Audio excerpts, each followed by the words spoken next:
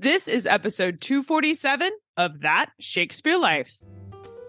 That Shakespeare Life is supported by listeners who sign up to be our patrons. Find out more and sign up today at patreon.com/thatshakespearelife. Hi, I'm Ailsa Grant Ferguson of the University of Brighton, UK, and I'm working on a project about Susanna Hall, Shakespeare's daughter. And another great method for studying the life of William Shakespeare includes listening to this. It's That Shakespeare Life with my friend Cassidy Cash.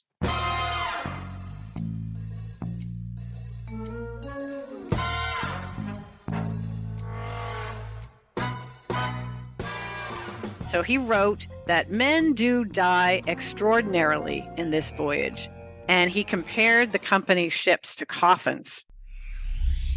Welcome to That Shakespeare Life with Cassidy Cash. Cassidy believes that if you desire to successfully learn or perform Shakespeare's plays, then understanding the real life and history of William Shakespeare himself is a must. That Shakespeare Life is the podcast that helps you go beyond the curtain of some of Shakespeare's most iconic works and explore the world of early modern England as Shakespeare would have lived it, learning from the writers, historians, and performers who know it best. And now, here's Cassidy. In April of 1601, 4 ships set out from England with hopes of establishing trade with Asia.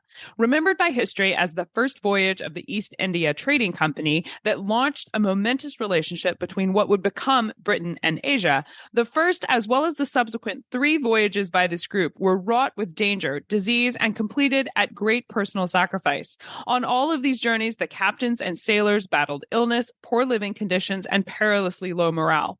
While the East India Company launched the missions with a set of rules designed to help alleviate the most significant hurdles, our guest this week, Cheryl Fury, shares in her recent publication that the human cost of these voyages remained astronomically high. Cheryl Fury is a professor of history at the University of New Brunswick and a fellow of the Royal Historical Society and the Gregg Center for War and Society. She teaches courses in European and British history for Tudor Stuart England, early modern women, queenship, as well as modern Europe, especially the Holocaust and fascism. She has spent her career studying the English maritime community. You can see more about her publications and links to her work, as well as how to contact her, in the show notes for today's episode.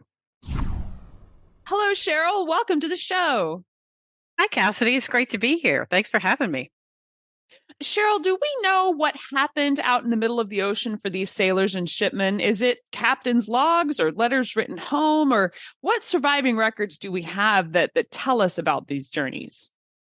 Well, when I was researching the Elizabethan maritime community way back in my grad student days, I had to scrounge for any sort of sources that told me about what sailors, unless, of course, you're researching Francis Drake, got up to. So whether they were ashore or afloat, I was very interested in that. But since I've been working on the English East India Company, I've been really blessed. So the British Library has 9 miles of shelving of company records. And although there's some gaps in those records, it's really the mother lode of material. So I expect I'll be luxuriating in that for the rest of my career. But my current focus is the foundational years of the company. So there's lots of correspondence between employees abroad, as well as to the company in London.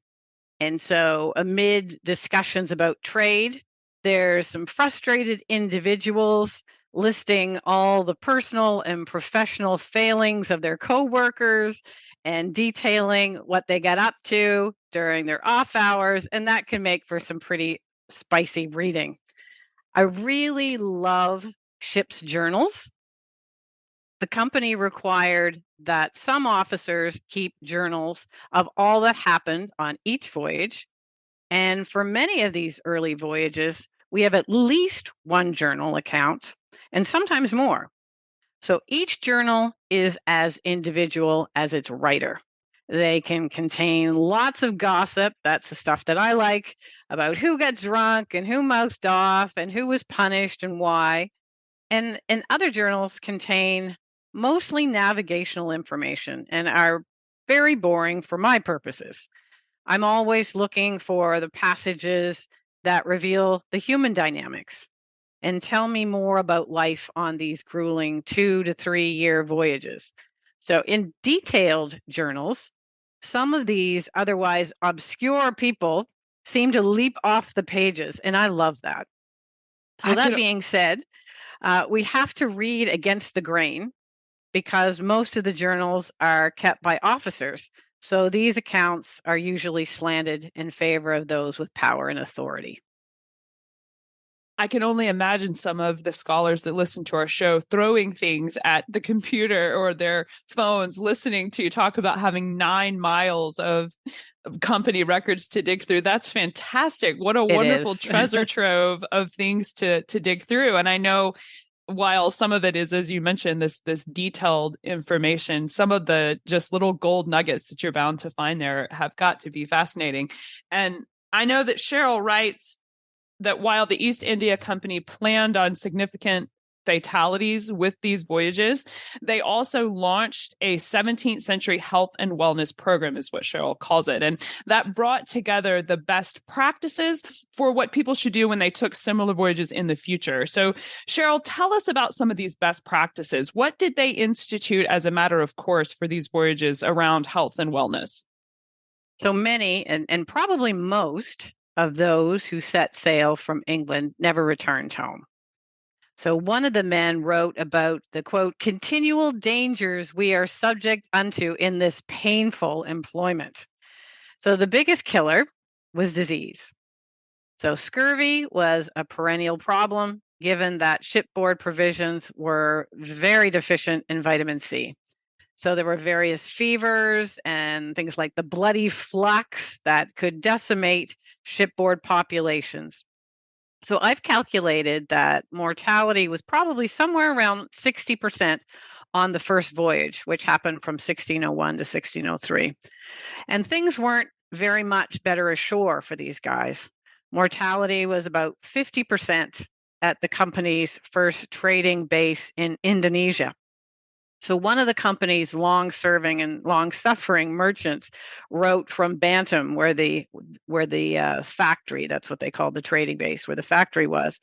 He said that he wanted to make an end to this irksome living in this place. It was pretty clear they weren't all that excited about Bantam. There was a critic by the name of Robert Cale that blasted the company in a scathing pamphlet in 1615 for, among other things, depleting England of its skilled maritime labor.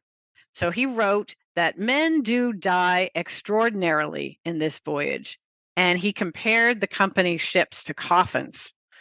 Now, some historians have picked up on this, and they are also very critical of the company, saying that the East India Company was negligent of their employees. But I don't think that's the case at all. I think the company was trying to keep these men fit for purpose, but the odds were really stacked against that. They were global travelers in an age that didn't facilitate that very well. They had to contend with the problem of disease and very limited means to preserve provisions. So while at sea for long periods, their diet was lacking in fresh fruits and vegetables. And disease, especially disease related to their diet, was, as I say, the biggest killer.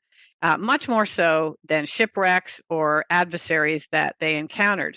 So if you dive into the records, it's clear that the company is wrestling to find solutions for these problems.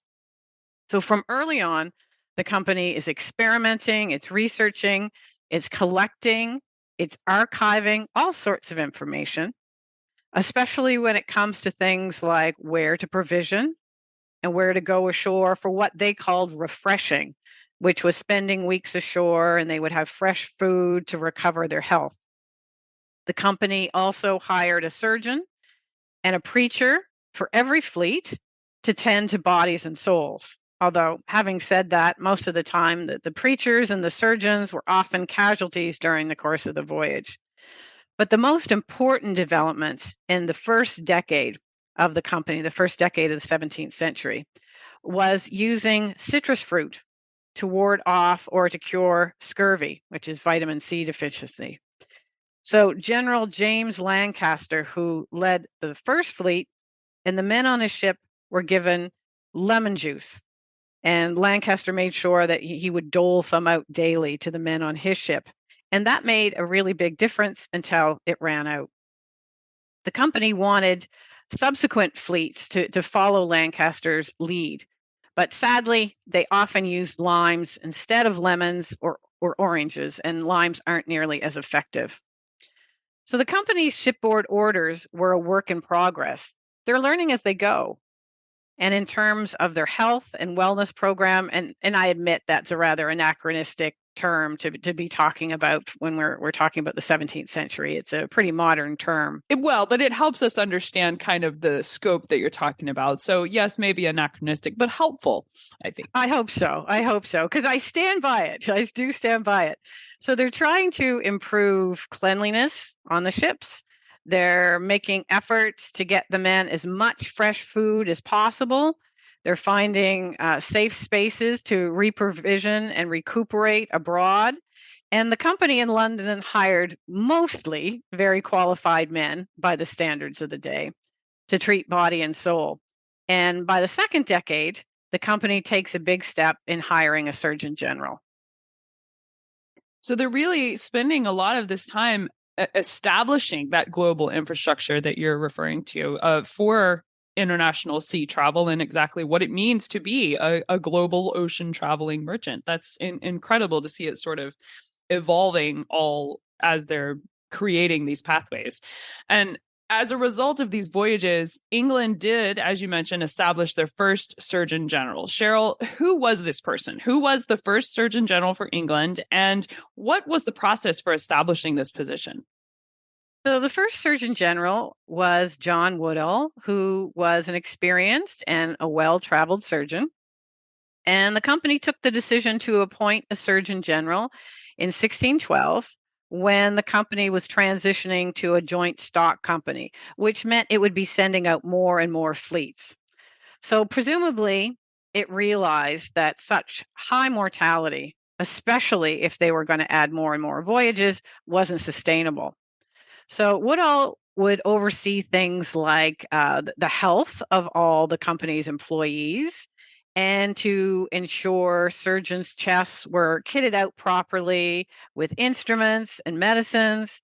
And he was to standardize the contents so there wasn't, as one report claimed, kitchen stuff in them and various sketchy substances masquerading as medicine.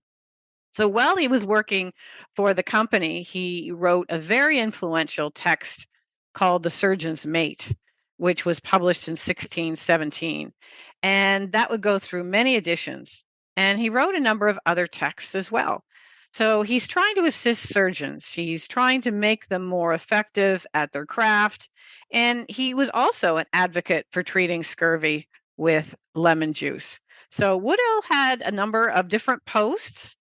And he worked at St. Bartholomew's Hospital in London, for example, and he would become an examiner of surgeons for the Navy and the Army.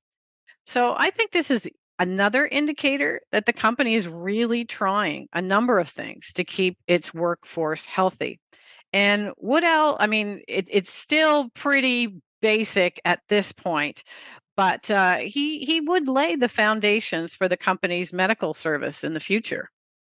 Cheryl writes that many of the health issues encountered on board ship that would become the responsibility of the surgeon to deal with were the product of poor diet, as John Woodall seems to be aware of with his promotion of lemons. But Cheryl, I pity the surgeon who was held responsible for fixing something so seemingly outside his control, since he couldn't very well import citrus fruits to the ship if they're out in the middle of the ocean and now they're out of lemons. He can't go and pick some and bring them to the men. So what were some of the most common ailments encountered on board ship with lack of citrus fruit and vitamin C? And how did they address them when they are at sea and they may not have the resources that they need? Yeah, I pity the surgeons too. I would not want that job at all. Most of the diseases were well beyond any expertise or knowledge they had. And what's more, surgeons, as I mentioned, were often casualties themselves. So the surgeon's apprentice or the surgeon's mate would often be bumped into the top job if he was still alive, whether he was ready or not. A surgeon on the first voyage tried to poison himself. We can't say for sure what prompted him to do that, but he must have been overwhelmed with all the fatalities on the voyage. And this is an age that is horrified by suicides, it has to be said. So self-murder or suicide was a felony under the law, as well as being considered a grave sin. So the poor man, the poor surgeon, must have been in a total state. And he ended up being demoted. He was stripped of his post, and his superiors contemplated marooning him.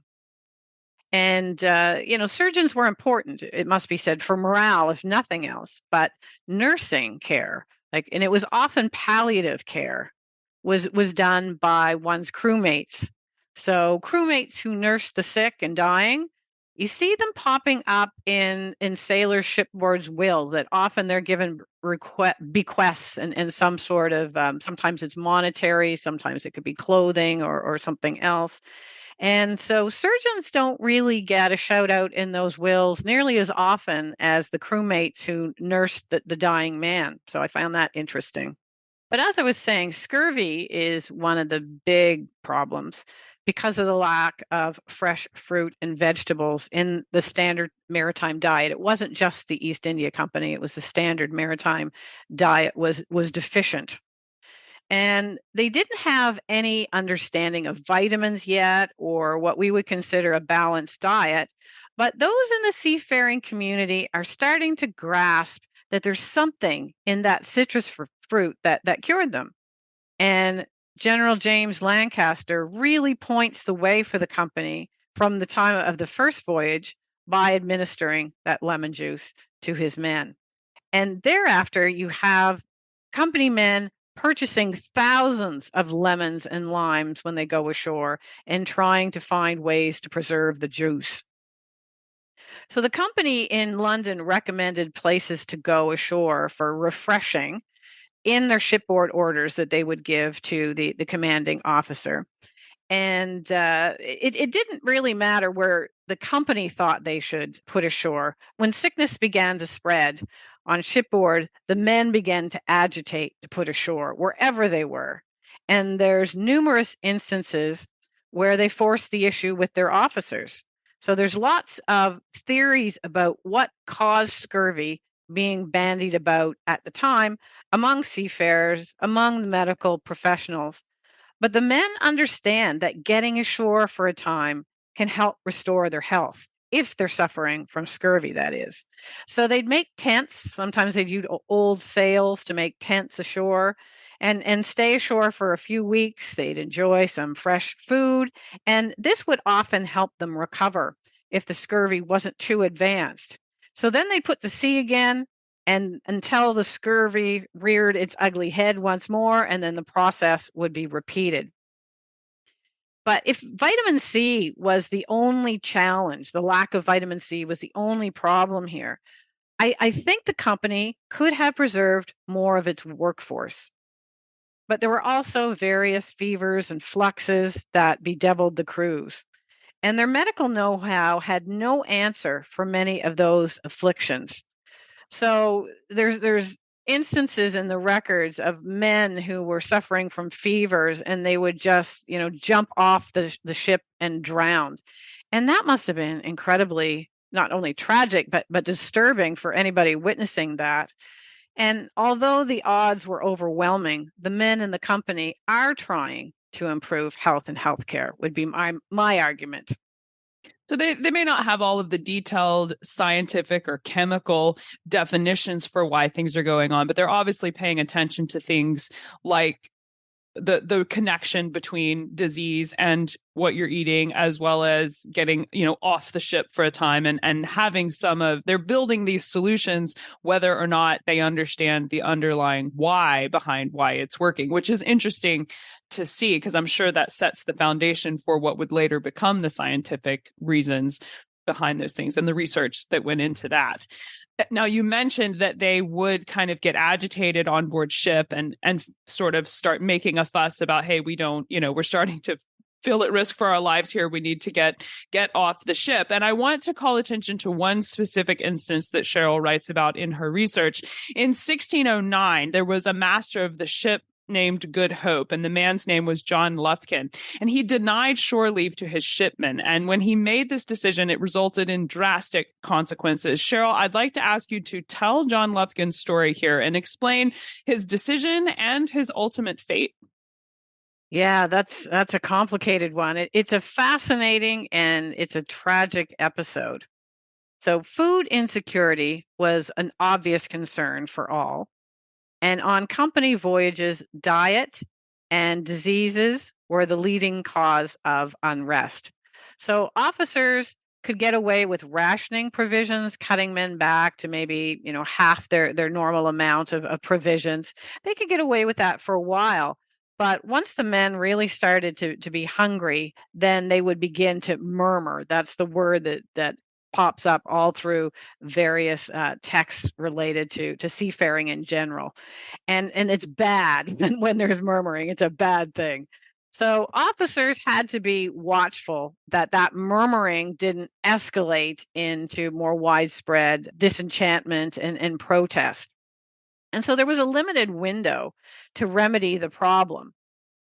So because the basis of good order on shipboard was consensus, officers were usually receptive to petitions from their men. However, in the case of the Good Hope, this is a vessel on the fourth voyage, we have a real outlier here. So the ships of the fourth voyage lost each other in a storm, and provisions run very low, and the men of the Good Hope begin to agitate to go ashore to reprovision. So Master John Lufkin claims they'll put ashore, but he delays repeatedly. And the crew later on says that he deceives them repeatedly. So the bond between the master and his men begins to break down pretty dramatically. And the crew claimed that they were starving. And so one of the master's mates bonks poor John Lufkin on the head with a mallet and kills him. And the crew would later confess this, and they would all claim complicity in this murder mutiny. Now, most mutinies were protests for better working conditions. So they're more like strikes and labor relations than our Hollywoodized versions of mutinies. So harming the man in charge was extremely unusual. Now, there was great sympathy for protests over food insecurity, but overthrowing authority, murdering the officer in charge was crossing the Rubicon for sure. So most company officers put ashore to reprovision when they sensed shipboard relations were turning toxic. But Lufkin didn't. And then the crew carries on to rendezvous with the rest of the company's fleet. And then they confess merrily that they killed the shipmaster. So the word merrily is in the text, and it's really jarring in this account. And so I have so many questions. I wrote a conference paper that I haven't published. At some point, perhaps I'll publish it because I think it's a really interesting episode. Like, why didn't Lufkin put ashore? Maybe he was hoping to find the rest of the fleet first. I mean, that would make sense. But after murdering the master, why did the crew of the Good Hope seek out the rest of the company fleet? Why didn't they run away? And once they were reunited, why did they readily confess to the general? They weren't obviously afraid of any consequence of that confession, I think. And given the time frame, I mean, this is a non-starter. I mean, it would be easy to defend a mutiny. Maybe not easy, but there would be a sympathy for a mutiny over food insecurity. But the rest of it, absolutely not. So here they are. They readily confess to the general that they had killed the master. They all claim complicity for this. And this is the man who has the power to execute them. Why didn't they say that Lufkin had died of sickness or he had fallen overboard? They could have invented all sorts of stories. And given that there was a number of months that passed that all the ships were all scattered because of the storm, it would have been believable. It would have been quite easy to get away with this, I think. And yet they confess. And so, yeah, I mean, this is why didn't they run away? Even once they've confessed and they realize that the poor general is horrified by this, and the people listening to this are generally horrified by their confession. They had time to run away then, and they didn't. And that word merrily just really gets me. And maybe I'm making too much of it. I mean, but at the time that I was reading it, I thought they've lost their minds. It does sound really surprising. I mean, it's almost like, my closest reference for understanding 17th century maritime culture has to be the film Pirates of the Caribbean. But I think about how they talk about this unwritten pirate code. It's almost like there was some kind of unwritten code of honor that Lufkin so grossly crossed a line on that the sailors weren't concerned at all about how their actions would be received by the leadership or the other sailors in the fleet, which is it's shocking. It is shocking and strange. And I think they had lost their minds. I think that they really were starving. Just like cabin fever. No, I think it's malnutrition. I think they were suffering from malnutrition, in particular vitamin B and C deficiencies, which impairs your cognitive functions. So I think malnutrition, that seems reasonable. Yeah, may have messed with their decision-making ability. It maybe even Lufkin too, but certainly his men.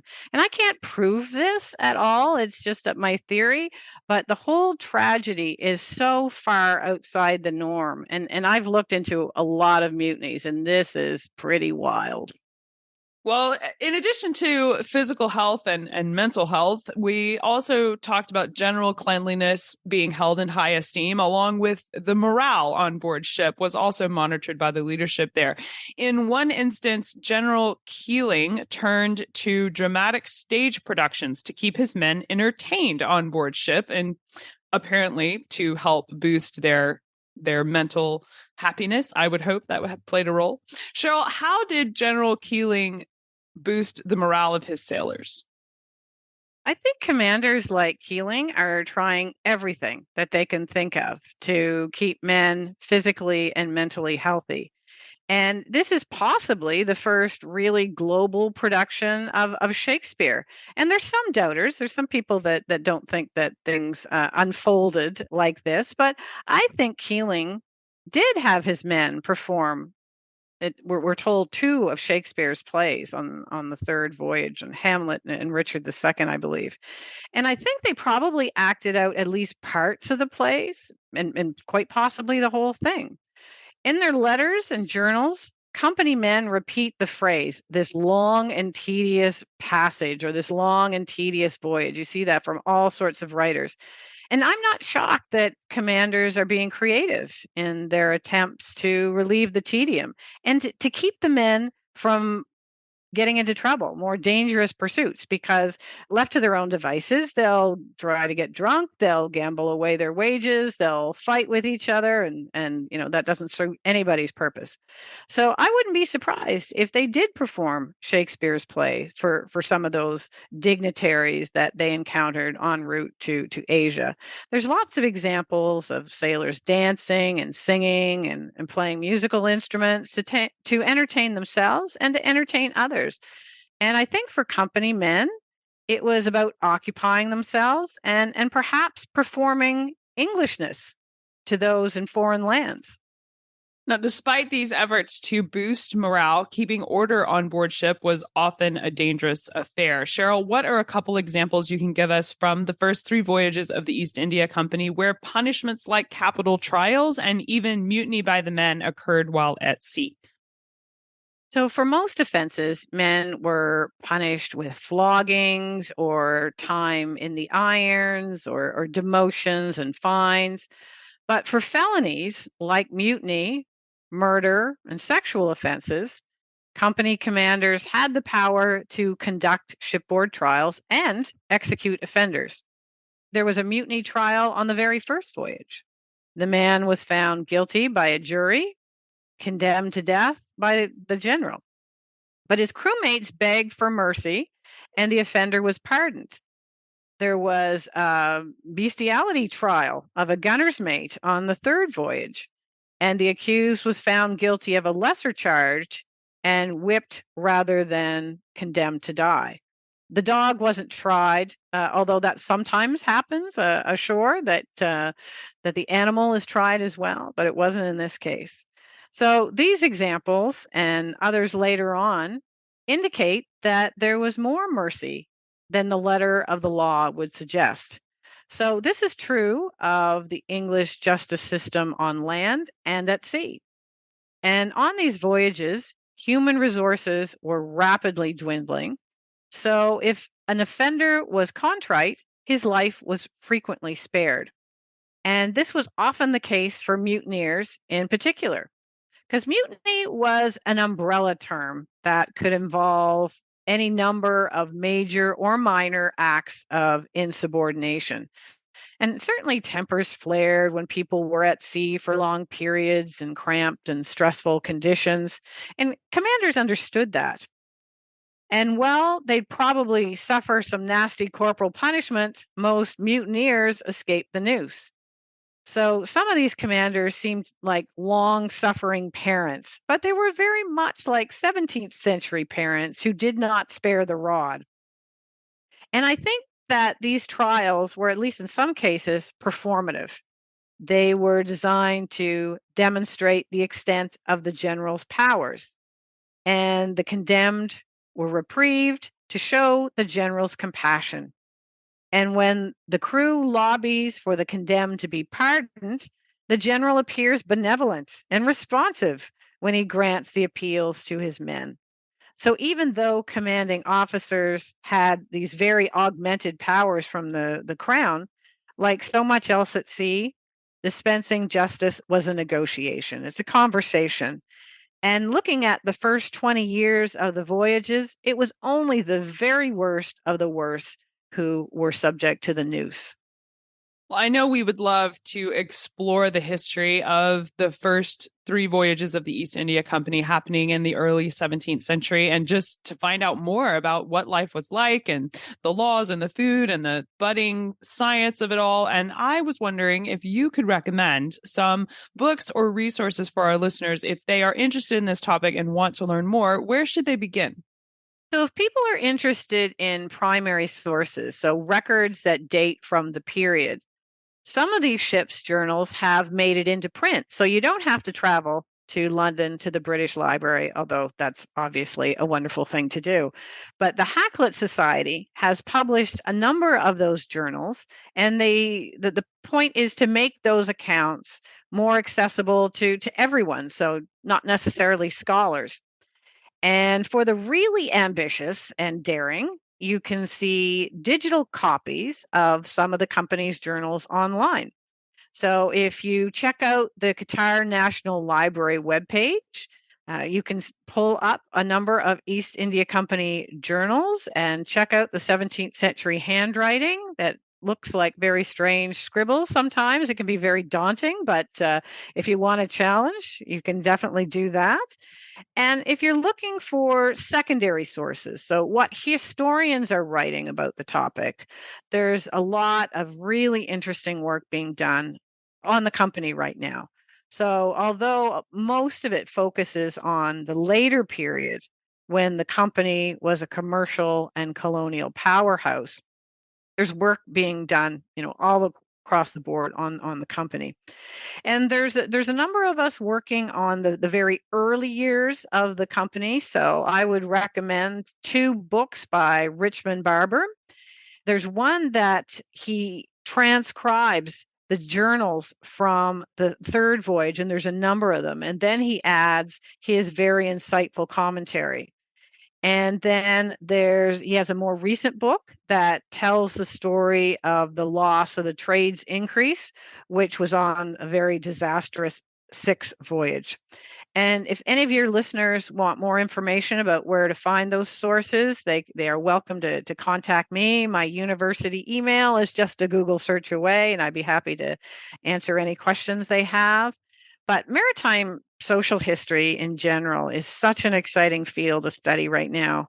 And it partners so well with other fields and subfields of history.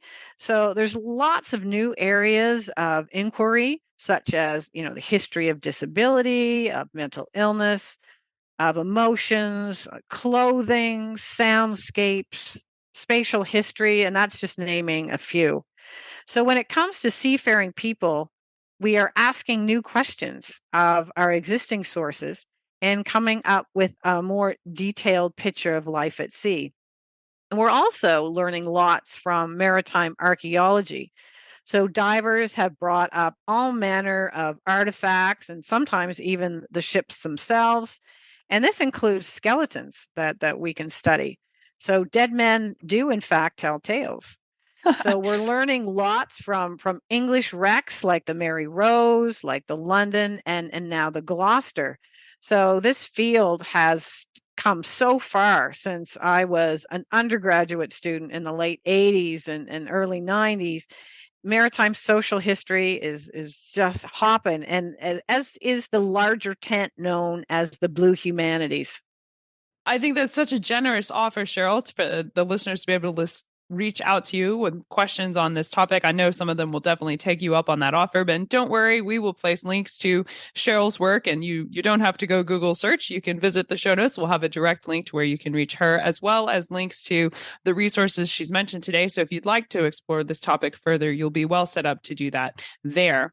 Now, Cheryl, we ask everyone this next question here at That Shakespeare Life, and that's, what's the one book you would take with you on a deserted island? My friends in England tell me I'm supposed to allow you the complete works of Shakespeare and a copy of the Bible. So your choice would be in addition to those. Yeah, well, I guess I could really use An Idiot's Guide to Surviving on a Desert Island, because I don't like my chances at all. When it comes to the great outdoors, I'm at best a glamper, not a camper. So I would need that. But if I have another book that I could choose, it would be one of my favorite and largest historical fiction books, which is Margaret George's The Autobiography of King Henry VIII. That is an excellent choice. I love the double book choice there. Yes, making sure the necessities are covered and then having a book you would enjoy reading while you were spending your time there. I think you'd covered all your bases there for sure. So what's next for you? What are you working on now that you're excited about? Well, I'm working on a chapter on shipboard compliments and executions for a forthcoming Oxford University Press volume called The Oxford Handbook of Travel, Identity and Race in Early Modern England. And it's being written by a global team of scholars at all stages of their careers. And I absolutely can't wait to see the finished product there. And I'm also working on a book that examines the relationship between diet, disease, and disorder in the early English East India Company. And so that will hopefully be finished in 2024 for Boydell, if the writing muses are kind to me. That sounds exciting. I can't wait to see that get published and become available. Thank you, Cheryl Fury, so much for being here with us this week and sharing with us the history of what life was like on the first 3 voyages of the East India Company. I really appreciate your time, and I thank you for being here. Thank you so much for having me. If you liked the show today, be sure to let us know about it. Drop us a rating and a review on the podcast platform you're listening from today. For a few extra tidbits of in-depth history about the first voyages and the East India Trading Company, including some portraits of the captains and masters of the ship that you heard about in today's episode, along with direct links to the resources Cheryl recommends and to Cheryl's work, where you can dive in and learn more about this exciting part of history, be sure to visit the show notes for today's episode. The show notes is where we pack in all of the extras we can't share with you on the audio, along with a few extra things I found that I just think you might like. Find out more at CassidyCash.com/episode 247.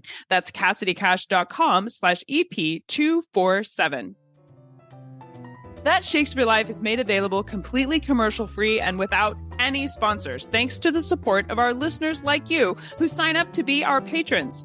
Patrons get studio level updates on the making of our show and have the opportunity to contribute to programming. Find out more and sign up today at patreon.com/thatshakespearelife. That's patreon.com/thatshakespearelife.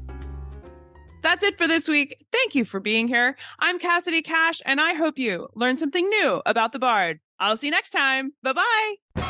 Thank you for listening to That Shakespeare Life. As always, the best conversations happen after the episode over at CassidyCash.com. Become a part of a vibrant Shakespeare conversation by adding your voice over at the website. Until next time, remember, when you want to know William Shakespeare, you have to go behind the curtain and into That Shakespeare Life.